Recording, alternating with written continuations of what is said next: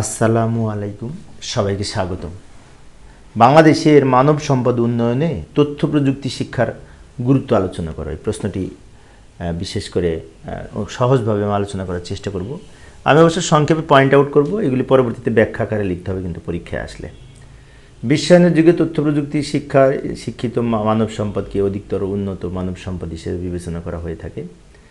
সেক্ষেত্রে মানব সম্পদ উন্নয়নে তথ্য প্রযুক্তির অন্তর্ভুক্ত বিষয়সমূহ কী কী, মানে কী কী বর্তমানে তথ্য প্রযুক্তি রয়েছে, যেমন কম্পিউটার নির্ভর শিক্ষা, তারপর হচ্ছে কি যে কম্পিউটারের সংশ্লিষ্ট অন্যান্য হার্ডওয়্যার সম্পর্কিত শিক্ষা, হার্ডওয়্যার নির্মাণ ও উন্নয়নের প্রয়োগ সংক্রান্ত শিক্ষা, প্রোগ্রামিং শিক্ষা, ডেটাবেস তৈরি উন্নয়ন ও রক্ষণাবেক্ষণ সংক্রান্ত শিক্ষা, ইন্টারনেট এর বিভিন্ন কাজ, নেটওয়ার্কিং এবং ভিসেট, আরও যে বিভিন্ন কাজ আছে এইগুলি, অবশ্য টেলিযোগাযোগ ব্যবস্থা, এগুলি আমাদের শিখতে পারি। আচ্ছা, এগুলির ব্যাখ্যা দেওয়ার প্রয়োজন নাই, কিন্তু এই যে মানব সম্পদ উন্নয়নের যে গুরুত্ব, এখানে যে পয়েন্টগুলি আমি লিখব এগুলি ব্যাখ্যা দিতে হবে কিন্তু বিস্তারিত।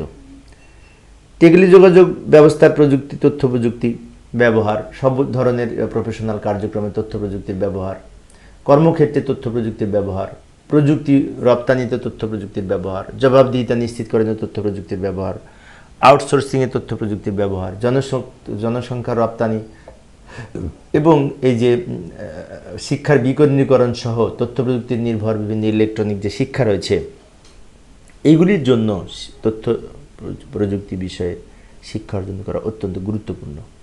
তো এই যে এইখানে যে পয়েন্টগুলো দিয়েছি, এইগুলি কিন্তু ব্যাখ্যা দিতে হবে। ব্যাখ্যা দিতে হবে মানে কি, 10 মার্কসের জন্য এই প্রত্যেকটার বেশ ভালোভাবে ব্যাখ্যা দিতে হবে, তা নাহলে কিন্তু 10 মার্কস পাওয়া যাবে না। এবার আমি এই মানব সম্পদ উন্নয়নের আরও কিছু প্রশ্ন আছে যেগুলি পরের ক্লাসে আলোচনা করার চেষ্টা করব, যেমন যে প্রাথমিক শিক্ষার গুরুত্ব মানব সম্পদ উন্নয়নের ক্ষেত্রে, এটা পরের সেশনে আলোচনা করার চেষ্টা করব। এশার আজান দিয়েছে, নামাজ পড়তে যেতে হবে, আজকে এখানেই ইতি টানতে চাচ্ছি। পরিশেষে সবাই ভালো থাকবে এবং সুস্থ থাকবে এই কামনায় খোদা হাফেজ।